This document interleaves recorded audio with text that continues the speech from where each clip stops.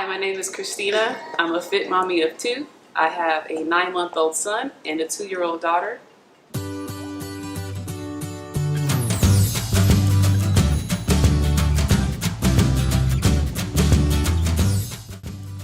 Hi, my name is Gabrielle, and today we have fit mother Christina, mother of two. Hi! Can you give us some background about yourself, your age, your occupation? Yes, so I am 32 years old, and my full-time occupation, I've been working in fitness since 2010. So I started as a personal trainer, then I got into group fitness. In the last few years, what I've done is I've gotten into teaching. So I'm a college wellness instructor, and I also have my own online business, Journey to Motherhood Wellness. Okay. So when did you start your health and fitness journey? Were you always fit?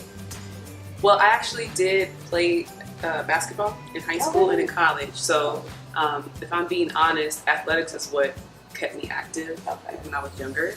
But when I finished playing, I had to figure out what my fitness journey looked like after I stopped playing. A lot of athletes are not necessarily active when they stop competing. So when I finished playing, that's when I got into fitness. I got certified. And I also just found people were asking a lot of questions, so I decided that I wanted to get more information and help more people. And so since then, I've just kind of redefined what fitness looks like for me. You don't have to be an athlete to be, in the best shape that for you necessarily. Right. So what would you say drives your passion for being fit? Like, what inspires you? Are your kids an inspiration? I would say yes. That's part of what inspires me. But initially, I was just, as a former athlete, I just wanted to stay active. That was what was normal for me, to constantly be pushing myself, pushing my body. But I would say, yes, my kids inspire me, setting an example for them, knowing that they're watching me. I was pregnant, working out both of them, and then now they watch me work out. They're a part of my workouts, and that's normal for them. So hopefully they'll keep up those same habits as they get older. The other thing that I would say is I had to learn that fitness is really an important part of self-care as a mother. And so that's been a really monumental change, like a mental shift for me, and understanding that it's more than just the workouts and the aesthetics and the body composition.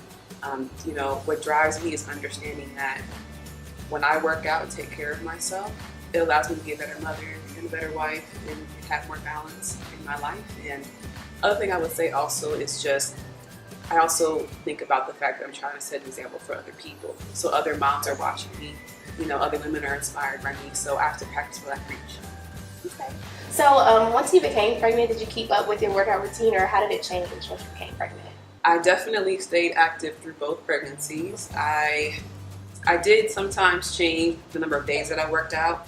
I adjusted the intensity when I needed to. If I wasn't feeling great, I would cut back the length of time. So maybe instead of an hour, 30 to 45 minutes was a better fit.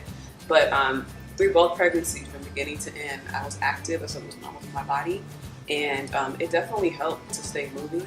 When your body starts aching, you might think, oh, you're tired, don't work out. But it actually does help up your energy level too.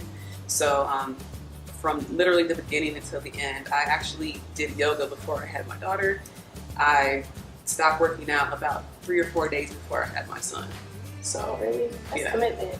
Yeah, but it just like I said, the biggest thing is not only just postpartum, but even during pregnancy, mentally and emotionally, working out just really helps with your mood also. So that was a big thing for me. You're not really, when you're pregnant, it's a wonderful, magical time, okay? But it's not like what social media portrays it. There's a lot going on with your body. There's a lot of just crazy hormones and everything. And so exercise just for me kept me in the right place mentally and emotionally. So on the day that I needed to rest, I did. And I definitely did modify as I needed to.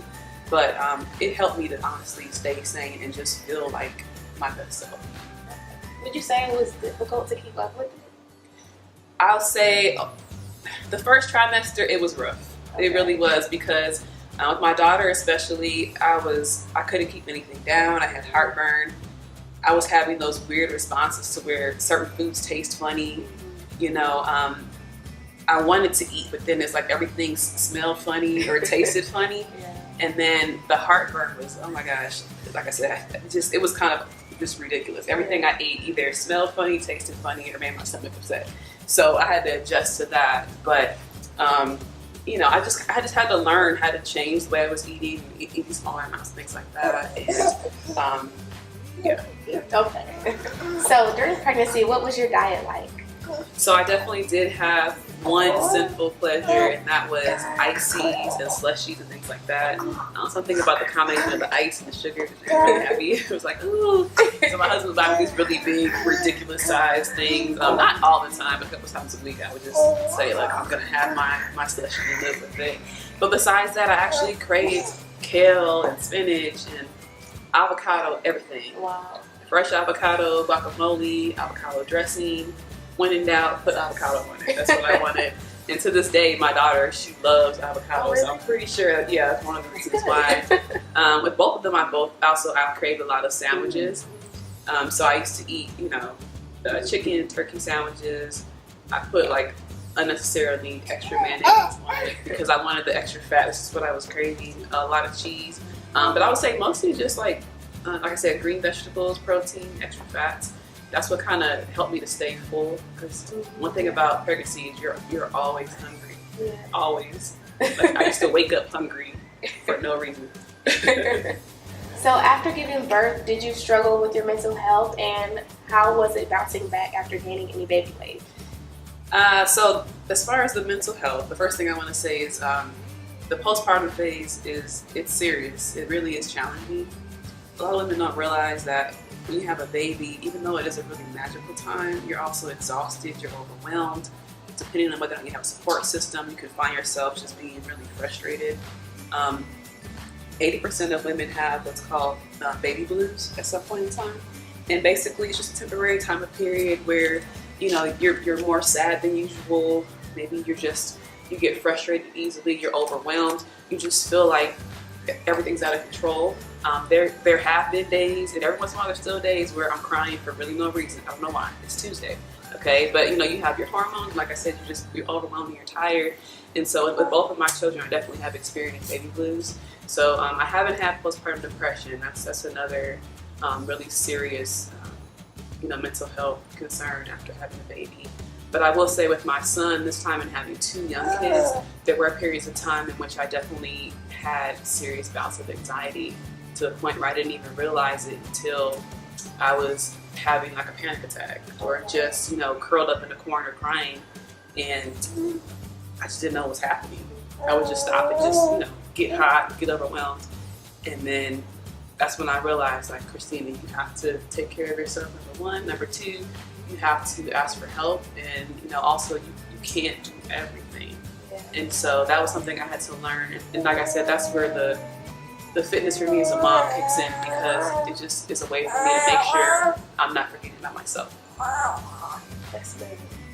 And bouncing back. Yeah. I'm sorry. It's okay. Okay, a lot going on with this little one. Okay, so as far as bouncing back, so let me just say, people always come up to me and say, "Oh my gosh, you snap back, how'd you do it?" The reality is that I actually haven't technically bounced back. I still have a couple extra pounds. Feeding this little guy right here is hard work, and some women, they lose weight really fast after that baby. The first about 30 pounds did come off pretty quickly, but for me, the last 5 to 10 pounds are the hardest to lose. And for me personally, with both kids, like with my daughter, the last few pounds didn't really slide off until she started weaning, and I'm in the process of weaning him now. So, long story short, I haven't technically bounced back yet. And then also what I would say is I try to, when I had my daughter, I was so focused on getting back to the same size, getting back to the same weight, and literally, like you said, snapping back or bouncing back. But this time I've taken a different approach and really changed my mindset more to embracing the whole process, and also just celebrating all the small victories. So, if I only focused on just bouncing back or just my weight, I'd be really frustrated right now, because my son is 9 months old. I still have not quite 10 pounds to lose, and that'd be frustrating to think, okay, I'm not back yet. But for me, this time around, I focused on, like I said, the non-scale victories, but also just focusing on what I could do more than how I looked. And that was a huge transformation for me mentally, and that has kept me, pushing forward, because I know that the weight, 5 or 10 pounds, is not a deal breaker. And if you're like me, I'm nursing still, I'd rather have an extra 5 pounds than my son not get what he needs, right? So I had to really shift my mind this time. So the first time I did it, and I was really frustrated, but this time around, I go by what I'm doing and how I'm feeling, and that for me is that's all that really matters. So currently, how do you balance having a full-time job, having kids, and keeping up with the healthy and fit lifestyle? So one of the advantages I do have is that I do have some flexibility over my schedule, because in between teaching courses and doing running my own business and things like that, I have some flexibility. However, it definitely is not easy to do, and the biggest thing is, number one, accepting that I can't do everything. I had to have a reality check about that, especially when you start adding more and more children. It gets a little bit trickier. Not overcommitting is really important. I tend to be, I'm a type A personality. I'm an overachiever. I want to do it all. But I had to realize that if I try to do it all, and I'm only giving this much in terms of my attention to each area, I'm not really going to be able to give my best. So what I learned also too, I just try to be more flexible to,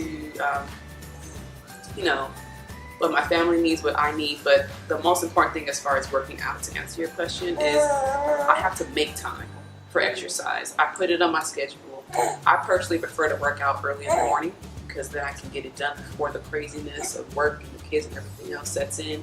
And I treat it like an appointment, and I put it toward the beginning of my day, so I don't wait until later and then say, oh, I don't have time for it. Okay. So what advice would you give any moms who are struggling to balance their healthy lifestyle and having new kids? The first thing I would say, as long as you're clear to exercise, of course, don't wait to exercise. So if you have the green light from your doctor to work out, if you don't have any restrictions as far as during your pregnancy or postpartum, then start working out. Do it now. And the reason I say don't wait is because a lot of times as women, we tend to put ourselves on hold, and we'll say we'll do it when my baby sleeps through the night, or we'll do it when my kids in kindergarten. It's like there's always a list of reasons of why we're not getting stuff done. Our kids are always going to need us. We're always going to have stuff happening at work. There's going to be 1,000 things always happening. So don't try to wait on the perfect time. Start now. Make exercise a part of your schedule. Is the other thing too. You definitely have to make time for it. If you're like, okay, I'll just kind of see how the day goes. No, it's not going to happen. So again, you have to put exercise on your schedule. And somebody made a really good point one time about making sure you put down what you need first in your calendar, and then setting your day around it. So we already have an idea, obviously, of like your work schedule, that kind of stuff. But before you start filling your plate with so many things, make sure exercise is included in there. And then the other thing I would say is, stop trying to do everything perfectly. You don't have to go to a gym 6 days a week. Okay, that's the other thing. You can work out at home. You can work out with your kids. You may work out at home and have to stop 3 times with your kids. That's okay. So stop trying to make everything perfect, and stop feeling like you have to, overcommit to going to boot camps. Just figure out what really works for you and what's realistic, and that way it's not so stressful and overwhelming to stay consistent. Okay. What you want to say, baby? What you want to say? Okay, well, thank you for joining us today, Christina. Thank you for having me. Of course. So after giving... Sorry, hold on, wait. You got a creeper.